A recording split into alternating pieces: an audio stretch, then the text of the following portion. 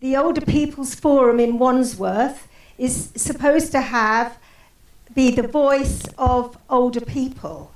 And until about 2 years ago, the Older People's Forum used to have regular meetings with council officers, and when there was going to be a big change that was going to impact on older people, we were told about it, and we were offered the opportunity to organise a meeting with lots of our Older People's Forum members, who are both older people and people who are involved in running organisations for older people.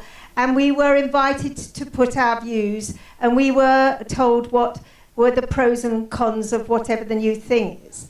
I have to say that in terms of consultation, the Older People's Forum were informed that these services were going to be retendered.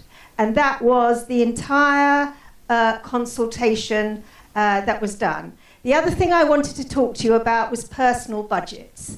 Okay, the council, and I think this is a very good thing, introduced the opportunity for older people, people with disabilities, people with mental health issues, rather than having their care organised for them, they were given what's called a personal budget with which they could purchase care.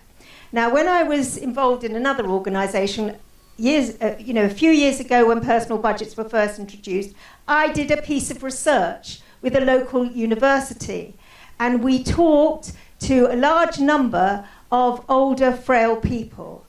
And what we found was that older people who are really struggling with something like dementia or severe physical problems, who are on their own, who find it difficult to even manage the daily bills and electric and so on, the idea of having to manage a personal budget, to be honest, if personal budgets had taken off with older people, we wouldn't have to have the council contracts at all. They'd all be able to buy the care they wanted. But the reality is that the majority of older people, not so younger people with disabilities, they really like personal budgets. They can be in charge of their own care.